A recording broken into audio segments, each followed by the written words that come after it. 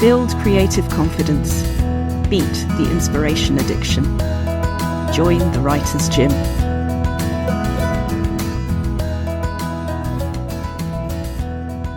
Prano Bailey-Bond debut feature censor, backed by the BFI, Film 4 and Film Commu Wales, premiered at Sundance Film Festival, opening the festival's midnight section, and with its European premiere at the Berlin International Film Festival. Prano was soon chosen as director to watch by Variety, a BAFTA breakthrough, and won Screen International's Genre Rising Star Award.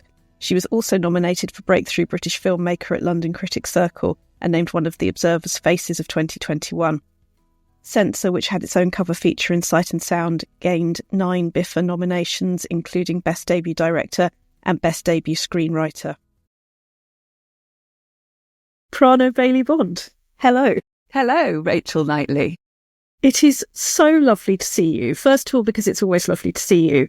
But second of all, because you are in the perfect situation for why this podcast exists, in that we can't talk about what you're actually writing, but we are going to talk about the writing process. Yeah. And how to do it healthily, how to do it in a way that works for you. Yes, yeah. And hopefully finding the balance of healthy writing, I suppose. I feel like it would be rude, verging on impossible, not to start with David Lynch, because we both have a huge influence in common there. Yeah, absolutely. And I'm actually feeling a little bit emotional in particular about that today, because I was invited to write a piece for Empire magazine on what David Lynch means to me. And I just got sent a copy this morning. So it's quite amazing to see that in print, and to have been invited to write it is just such a huge honour, and to have that sort of space to sit down and articulate what he meant to me. I mean, there's a lot more to say than could fit into the piece, but yeah, it was really, really special. I am so looking forward to reading that. I saw on social media that they'd asked you to do that this morning, and I'm really, really looking forward to reading it. He's been and this is not trumpet blowing, because it's a very small trumpet, but I do want to say quite how deep that influence goes, because I was writing for Writing Magazine about him, and about how looking at the idea of go where the fish are, and about making a writing life where you're not sitting on your own in the desert going, why are there no fish, what's wrong with me? Making your own situation in all the ways that you can mean that you are going where the ideas will come to you, I think is a very important thing. Yeah, I think his words on creativity are so useful and healthy for anybody writing, because he talks about the idea existing and that it's out there and that it's being delivered to you. Didn't he say when he got some kind of Lifetime Achievement Award that like none of them were his ideas or something like that? I read. The chef doesn't make the fish, the chef cooks the fish was one of them. Yeah, that's a good one. But it's just that he really encouraged creative people to kind of relax the mind and let the ideas come. And I think sometimes we can be sat there going, squeeze them out. Sorry, horrible noise. Maybe bringing up the wrong images for people, but you're trying to force them out, and actually sort of sitting back and allowing the ideas to come and not being in turmoil with creativity. And I say that as somebody who drifts between turmoil and calmness. As a creative, I'm not some kind of angelic person meditating all the time and letting the ideas come. Of course, I have my struggles, but I think David Lynch has taught us or allowed us or been one of those important voices in not feeling that it has to be torturous, and actually enjoying the process and seeing what happens and finding the kind of creative wonder in it all a little bit more. Absolutely. And that whole concept of room to dream and working out what that means for you, it's been, I love that it's been so important for both of us, and I'm so looking forward to reading what you write about it in Empire magazine. I am enjoying you using the image of it's essentially creative constipation, that as with what we're comparing it with, if you just force it and make yourself as miserable as possible, that's not the way through it. We use the image of the vomit draft quite a bit, that it's not about getting something beautiful and ready into the world. It is not about, where can I put writing in my diary? If you're not going to put, where can I put vomiting in my diary? It needs to just happen. And there are so many images around that do get used, I would argue, healthily. I'm wondering, because with all of this, it's not because we do it naturally. It's not because we instinctively have the good habits. It's because we know to notice and to do something about it. What's that dialogue like with yourself when you're blocked? It's not too personal a question. I think refueling when you're blocked is the thing that works for me anyway. I definitely have had a process with my inner critic in getting them to shut the fuck up, basically. That there was a period of that inner critic sort of hovering over my shoulder. And I think that self-criticism is something that can often block us. And so for me, refueling, research, watching things, reading, listening to things often gives me ideas and will kind of reignite the inspiration if I've hit a bit of a wall. I think also something that I've discovered more recently is writing faster and not thinking. So sometimes I can trick my brain into just not really overthinking things, basically. If I've written a really tight outline for a feature script, for example, you've worked on the outline, using that outline have been able to more quickly move bits of the story around, which are harder to do and more cumbersome to do once you're in a script and you've got all the dialogue and all the description. The outline for me is a great way to sort of organize my story and get me excited about writing some sequences. And then I'll tell myself, all I'm doing is seeing if this works now. So just write it and see if it works. It's an experiment. And allowing myself to kind of do that much faster, it takes the pressure off somehow, because then you can sort of put it down for a day or so and come back to it. And it probably isn't as bad as your inner critic might have told you it was if you'd let it speak. So that's been something I've discovered more recently. And I think a lot of that's to do with, process and figuring out your process and figuring out different ways that work for you and things like that. And listening to that curiosity. I mean, David Lynch was very big for me, and me having a vocabulary for that, being able to listen and be curious. And there was a wonderful thing that we use in the Writers' Gym a lot that I got on Fangoria was when I was writing an article for them. And I was overthinking the article, and it was on something that was very important to me, and I wanted them to feel like they got their money's worth. It was all very good. So into my head I went. And as I was overwriting it and realising it, had this wonderful conversation with the then deputy editor, Ariel Fisher, who said, say the thing. I now have this series of the best writing advice is never about writing, but the way that has helped me in life as well as art. What is the thing? Say the thing. What is the thing you need to do or say? Just sort of purifies.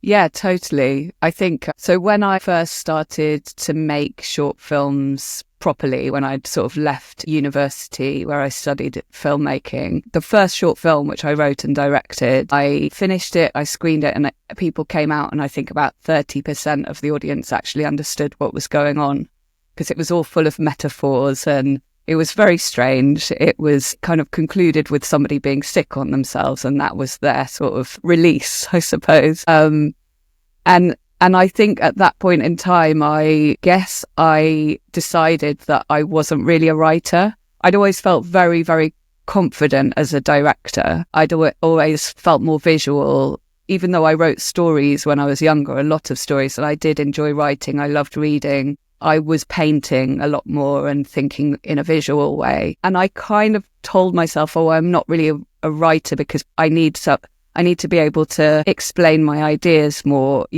get my ideas across better. And I think what I've realised over time, I mean, there's two things I've realised off the back of that, because I spent a long time not writing and working with other writers. And then it was really around writing Censor, my debut feature, that I fully, properly got back into writing, which is a kind of strange time to start calling yourself a writer again.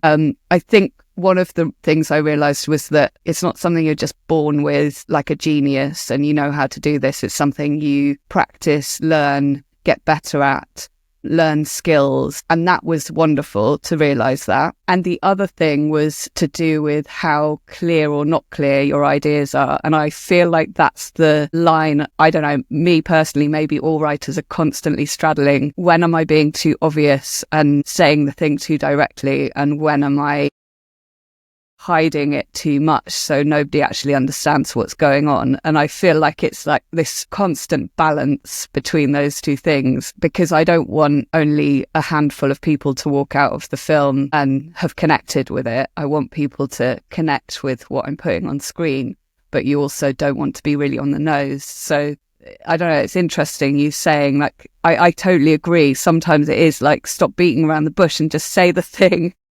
But that's not where it ends, is it? That's where it begins. Yeah. Knowing what the thing is in order to say it. Absolutely. Yeah. And then much more than styling it out, knowing who's doing the saying, knowing how the story progresses, layering it. That's where, yeah. Yeah, and I think you're also talking about not getting in your own way as well, by like thinking, I need to build up to saying the thing. I need to weave the thing in gradually. You know, all of these things are about balancing what you're trying to get across to the audience. For me anyway, as a filmmaker, because some of the I love are films that I feel aren't directly telling me what to think. And therefore I feel like I'm having this very private, personal communion with that film that is just for me, that I understand it. Maybe somebody else is understanding something different. Yeah, there's like where the story is clear, where the story is seeping through, meaning is seeping through, and all of those things there, a balancing act.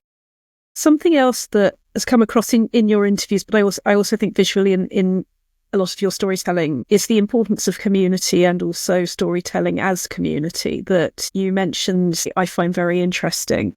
Yeah, I mean, I grew up in Wales in a normal village. Well, not normal village, actually. Wasn't expecting the red curtains and the dancing, but yeah.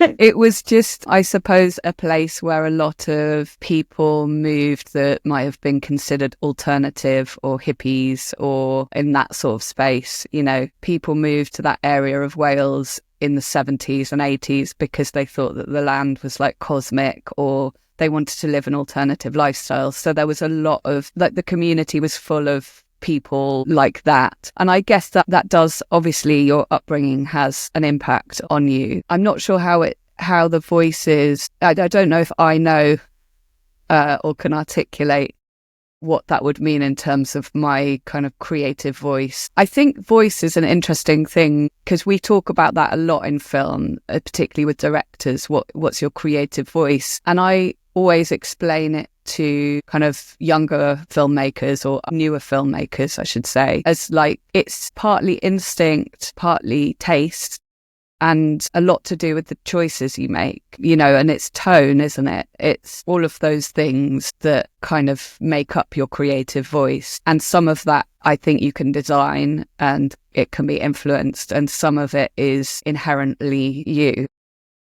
Tell me about what supports and motivates you. What drives you in writing? The question makes me think of a quote that I have stuck on my wall, which is not what drives me, but it really makes me laugh. And it's George Orwell, and this is the quote. I've got it in front of me. All writers are vain, selfish and lazy, and at the very bottom of their motives lies a mystery. Writing a book is a horrible, exhausting struggle. Like a long bout of some painful illness. One would never undertake such a thing if one were not driven by some demon who one can neither resist nor understand. My God, I love it. Obviously, I'm not driven by a demon, but it just makes me laugh. I think ideas for me are probably what drive me. Like, you want to know, but I just thought that fish quote than demons. Yeah, fish. Yeah, catching the fish. For me, it's the jigsaw when David Lynch, because it's been at least 5 minutes since I mentioned him, talks about the guy on the other side of the door and there's a letterbox and you get the jigsaw piece through and it's not for you to go, but I don't know where this connects or what the hell this is. It's what's beautiful about it, what's interesting about it. Another jigsaw piece is coming along. Yeah. So did it for me. Totally. I remember reading, and I think it might have been in a book by like Sidney Lumet or something. I can never remember where I read it. It was a filmmaker who said some filmmakers are driven by wanting to tell the world something that they think, and some are driven by wanting to understand something that they don't understand. And I think I'm probably the latter. Yes. I'm sure there's a bit of the former, but it's more like that, like, where's this jigsaw puzzle piece going to go and how can I make sense of this thing that I'm probably grappling with in my life. And I guess being driven by that and by the ideas is not the demon. I'm so happy you said that, because I was remembering the other day that I used to live with somebody a long, long time ago who said, "You're always trying to understand." Like, that's a bad thing. And I absolutely agree with everything that you just said. It is a world that we are in so briefly, and there is so much that is worth being interested in and contributing to and understanding. Yeah, and we can't go around thinking we know everything, because we definitely don't. We always look back at history and go like, idiots, they didn't understand that. And it's like, what, you think we've got it all figured out? There's so much we don't know. And it's like, that's the exciting stuff, isn't it? This is why I love writing, because it makes you know that everybody else is as real as you are. Yeah, exactly.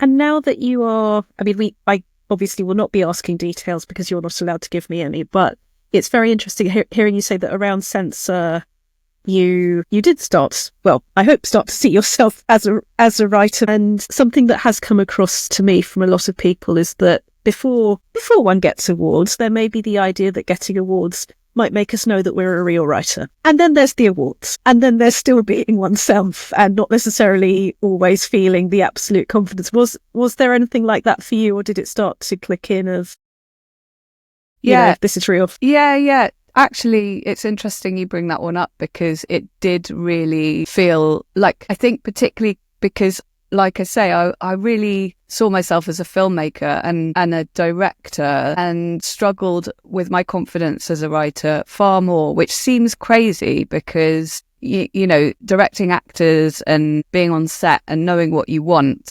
seems like something you need more confidence for. Whereas I was struggling with the bit where you sit on your own at home and have to face yourself ultimately, which is writing. So that nomination was really special to me. Just, it did feel like some kind of validation in lots of ways. And now, since then, since Censor was released, I've been writing. I mean, that's what I do every day now. So I think I've got to the point where I can call myself a writer as well as a filmmaker. But I also was an editor, like a picture editor before. I mean, I edited a lot of my own shorts and music videos, and I edited for other people and quite a bit of non-fiction. And so in lots of ways, that is writing. It's just writing with pictures, particularly in documentary, because depending on how the director shoots a documentary, you are potentially going to be figuring the story out and telling that story with images in the edit. It's not scripted in the same way that fiction is. And so I think I could write with images, in that sort of scenario. And that's probably helped me a lot as a writer and as a director, because I think picture, edit and writing are very similar processes, because they're all about the story and the flow and deciding whether it's like deciding on the line in the script or the take that you're choosing in the picture edit. Everything's like the nuance of how you pull this story together. And so I think that kind of really fed into me writing. But the BIFA nomination was definitely a very welcome one for me, for sure. The word in my head is permission, that sometimes something happens and it feels like permission to acknowledge this is a part of me. This is maybe one of the most important parts of me. This is who I am. Yeah, and I think that permission in some ways was already given by the people who encouraged me to co-write my debut feature rather than just work with a writer. Yeah. And so I do co-write. I'm co-writing all the projects I'm currently working on. That's not to say I wouldn't write on my own now, but it's not happening at the moment. And so, at that point, on my shorts, I had written one or two, and I had been, I'd given birth to the ideas for the others predominantly anyway, maybe one I didn't. And then I'd worked really closely with the writers of those shorts. So I was heavily involved in that side of things and developing the visual world of the film and feeding that to the writer and seeing that folded into the script.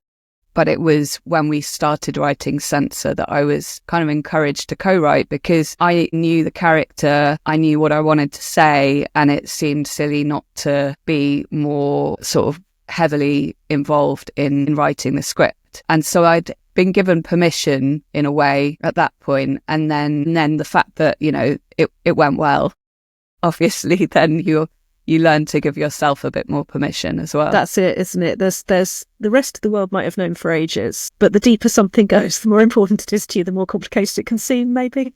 Yeah, maybe. When you are co-writing, what makes a good co-writing process? I know we can't talk about content, but in terms of what works for you in a co-writer or being a co-writer, what's that like? I think, so it's interesting. I'm working with 3 different co-writers at the moment. So, and I'm working slightly differently with each one. I guess it's similar to like people ask you, how do you work with actors? And I find I'm as much working the way I want to work as bouncing off the way that other person will work best. And you're adapting and obviously kind of influencing the way the process will go, but really responding as well. And so it's the same with co-writing. Anthony Fletcher, who I co-wrote Censor with, Anthony and I, we tend to work together. We talk a lot. When I say work together, obviously I work with all my co-writers, but what I mean is that we work on the script at the same time. So we will talk like every day or every other day on Zoom or something.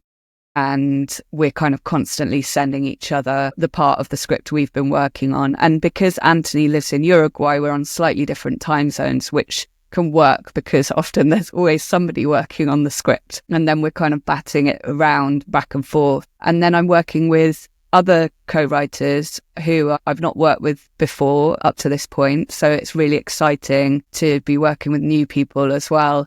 And with each of them, I'm working slightly differently. So perhaps they'll have a section of the script for a bit longer and send it over to me, and then I'll do the next bit and send it back. Or one of us will do a whole pass of the script, send it to the other one. But the thing, I guess, that allows any of those processes to work is to make sure that you've written a very clear outline and you both know the story that you're telling and the world you're creating, that you understand as much as possible at the stage you're at, who these characters are and what they want, and the tone as well. Find tone. Sometimes it can be quite hard to talk about unless it's like a really obvious tone, but that's something that I think, we're often finding that a little bit through the writing, but you have a kind of idea of what you're aiming for in your head, whether it's like something lighter and more absurd or something quite grounded and deep, that's something that it's important for you both to know that you're making the same film ultimately. But I love co-writing because you say things out loud, and sometimes when you're sat on your own, you feel like you're banging your head against a wall, and then you jump on Zoom with your co-writer and you say things to each other, and then all the ideas come, or they might tackle a scene that you're struggling with and throw something in, and it may or may not be the right thing, but whether it is or isn't, it'll give you an idea. So it's this kind of dialogue that keeps things alive and fresh. And also sometimes you're working on things that can feel a bit complicated in different ways, and having another brain is useful. I don't know if this is just a completely wrong time of career to ask this, but while you're writing professionally and you're co-writing, you're doing all the things that you're doing, are you tempted by other genres for fun? Or are you just writing so much that that's not really a fair question at the moment? I mean, are you tempted by prose, poetry, anything else other than genre-wise? That's really interesting. I have had people kind of, ask me if I'd be interested in, for example, writing a novel. At one point, there was a literary agent who got in touch and asked if I'd be interested in that. And I thought, I'm so focused on making films, it would take such a huge amount out of my schedule to go and write that. I think if I had an idea for something and it just didn't feel like a film, but I was really passionate about it, then maybe I would consider another form. I do know filmmakers who both make films, write and direct films, and also write literature and also poetry, but I think I'm just so focused on the scripts that it would probably take a lot to tear me away from them. So unless an idea at some point tells you, I want to be a novel. Yeah, exactly. Yeah. We talk about the habits and the exercises that you bring into your life, so that writing isn't something that sits on the top shelf being all holy. It's something that we do little bits of every day. Was there anything that worked for you in terms of when you were sort of starting out, or lacked confidence or anything like that? Are there any writing exercises or rituals that do it for you?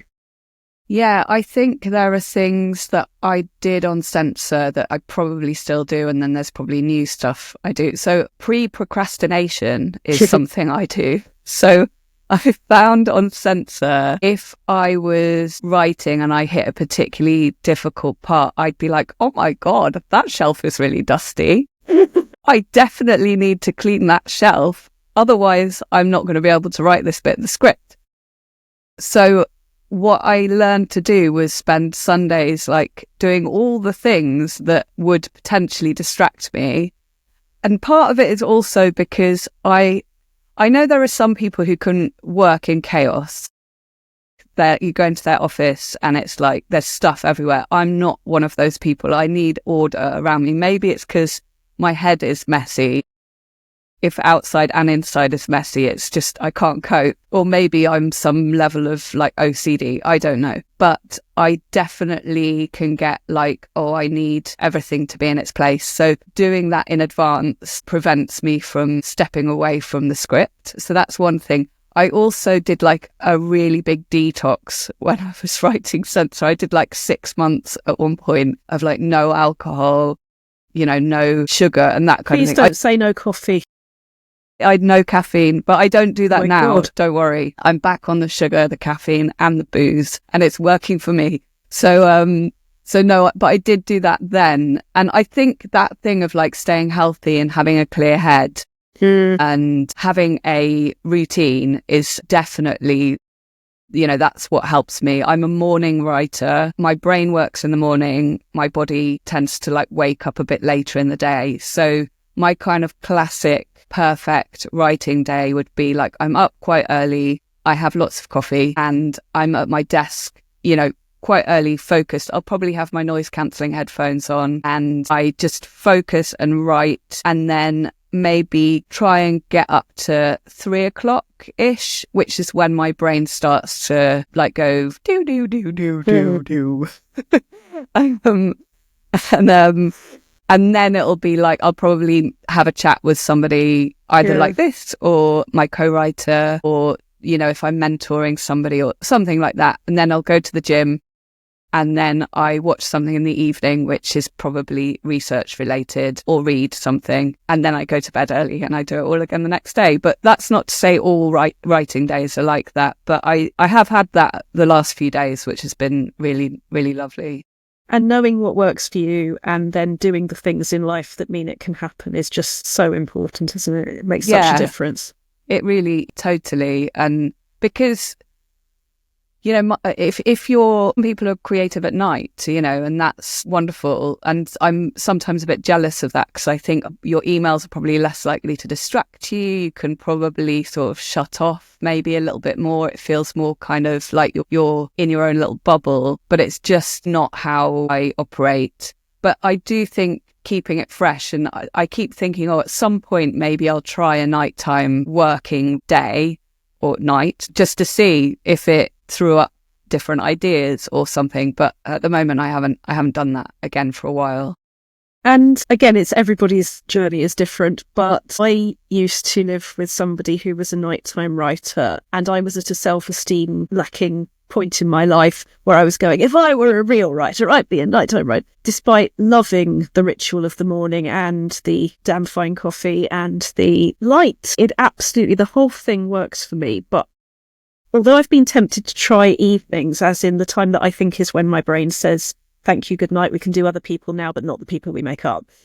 I can sometimes, if an hour or two come along, I can give myself that. But the idea of going back to try it, I think trying might be the word, trying to write at night, to me now feels like trying to be a writer I'm not. But I guess it is important to be open to things, isn't it? Because you don't know unless you experiment, I guess. Exactly. And I think you're right, because I'm a morning reader as well. So if I have to read back my work, then sometimes if I read it at night, my brain's tired and I'll be a little bit more neggy around it. Whereas if I read in the morning, and that goes the same, not just for my own scripts, if I'm reading scripts that have been sent in, to consider via my agent, I know that I'm better off reading that with a fresh head in the morning. And that reminds me of another sort of habit I formed when I was making writing censor. And that was that sometimes I struggle to read back.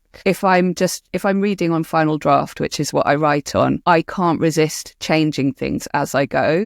And so to stop myself doing that and to just experience the read, I always send myself the script as a PDF, and I have an iPad, and I'll go out somewhere, library, cafe, again with my noise cancelling headphones, and read it with my little iPad pen. And I can scribble notes as I go, but it just means that I'm in a different space to read and I actually experience the script, rather than breaking it up with editing. And I've found that that's something I've carried on doing. But yeah, doing that in the morning is definitely the time for me. Otherwise, I can come away and be like, that's awful, I've got to change everything. And I could read it the next day in the morning and be like, oh no, it's fine. I so relate to the impulse to change things. I'll do prints and go to the sofa. And I actually modelled that on my former cat, my dear departed Teddy, who... It would be 1 week there was only one sofa. It was the sofa that was the only place in the world. And then the next week the sofa would be forgotten and the armchair was the only place in the world. And I find that if I do that with my reading and writing, if I move around the room, that was probably a lockdown thing, because I used to think I couldn't write at home, and then obviously had to find out that was bullshit. But that was how I handled it. But I still do find that power of going to a cafe, I find just writing on buses, things like that, it wakes up something that otherwise might be a bit more dormant. Do you sort of schedule that into your work life, or is that a reward thing? It's more of a reading thing for me. I did have an office outside of my house at one point, and it was when I was making a lot of short form work, but I couldn't write there. I could edit, I could prep as a director, but I could never write there. And I know I'm not great at writing out and about. I kind of need to be in control of my environment. And so I tend to be like, I've got this raggedy old chair, which is probably terrible for my back, but I've shaped pillows to try and make it, a bit healthier. And I have a little alarm on my laptop to make myself stand up every half an hour and literally jump around the room waving my arms around in the Can air. I just do an oh dear God moment, please? If that alarm goes off when you're in the middle of a thought, what happens? Because sometimes that fish is gone, Turn it off and carry on, and then about half an hour later realise that I didn't get up at all and I've just been sat there for another half an hour. So I can just turn it off and keep going. But it does, because I've only just started doing that recently, because I can feel that the sitting down all day, I should have been doing it for the last couple of years as well. But yeah, I'm better at writing at home, but I do relate to that moving around the house. So, sometimes you might think, oh, I'll write on that sofa today, or I'll read there. And the other thing that made me think of was just in terms of editing, because obviously the reading back is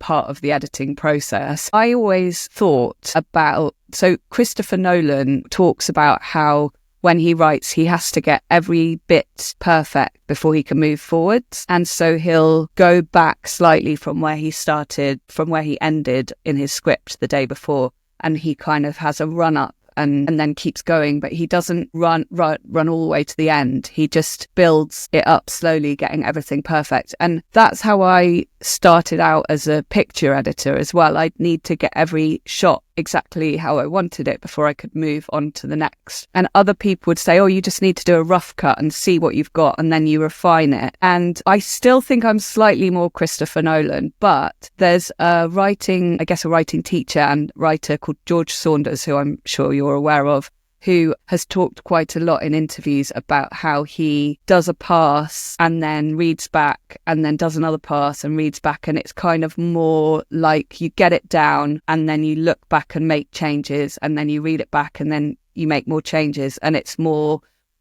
of, you do more sort of full passes over the work. And so I've been trying to be a bit more like that. And actually that's been quite helpful. And I'm like, okay, maybe I'm not Christopher Nolan, obviously I'm not, but you know what I mean. Maybe I'm not his process. Maybe I am a bit more of this. And now I'm kind of balancing those two side by side a little bit. I still think I'm probably lean a little bit more to like trying to get it all perfect, because you're trying to feel the atmosphere of what you're writing and feel sure of what's come before to make the decision about what you do next. But again, it goes back to that sort of like, just get it down and don't let your inner critic say anything. And it's also, I think, I've noticed different people have different relationships with the word perfect, because I think you're using it like Prue Leaf on Bake Off uses it, which is the word that I use for things is when it's like it's itself. Yeah. When the sculpture has been revealed in the clay, when everything that isn't the thing has been stripped away, yes, move on. But for me, perfect as in like perfectionism and the possibility that for me holds to slow you down it was on my mind. And I get the feeling it's not actually a disagreement, not just with you. I've heard different people use it in different ways, but there's something almost, I wonder if there is something more cinematic in looking at it as shots rather than, you were saying about not being as attracted to novels unless the idea at some point comes, which it may well, but what novels need from us and what the external viewpoint needs from us can be so different. And maybe that comes into it too. Yeah, totally. And you're right. I mean, I think I am more Prue Leaf about perfect. It is getting that sort of instinctive feel that this is right. And obviously that can change. But yeah, I think there's so much I envy about literature because you're in the character's head a lot of the time, especially if it's a first person novel. And I love those novels. Unless you have voiceover in film, that's just not how it works. So you're constantly trying to get the audience to be in the character's head without actually being able to do that at the same time. Something that was incredibly important to me as a writer was discovering horror. I, with all due embarrassment, shame and fury, previously thought I was not a horror writer, or horror reader, which was utter bollocks, because I had always loved Gothic. I had always loved 19th century novels, everything that horror does, I loved. But I was of the it's all about people's limbs falling off and that's literally it guilt when I was younger. And the thing that changed everything for me was my now partner Mark daring me to write a horror story. And the voice of what happened, it was a semi-ghost. It was a supernatural story, and the voice felt so comfortable and so part of me. And then I went into domestic noir. I went all over the place and I had an absolutely lovely time. But for me, it's all about it's shining a torch on the dark corners. It's getting to know ourselves. And I find horror enormously attractive for that. If we can look at the things that hurt or upset us and understand ourselves better, that does more good than going, mustn't look in the dark corners, mustn't look under the bed, because that's where fear is actually made. And I'd love to know, because I've read you talking about how for most horror fans, it's not about it being vile or evil.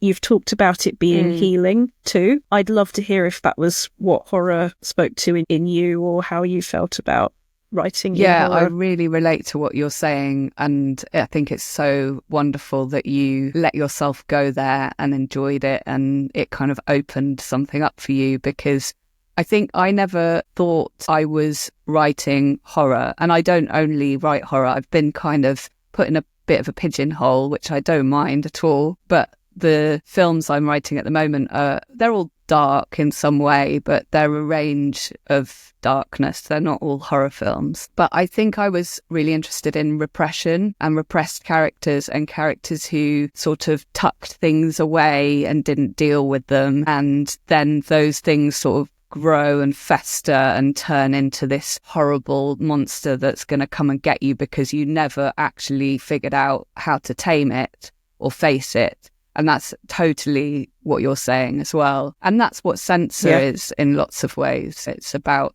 somebody who doesn't want to face the bad stuff in their own life and wants to cut the bad bits out of films. The scary bits, the bits that might hurt or damage us. And in doing that, she kind of creates her own Achilles heel, really.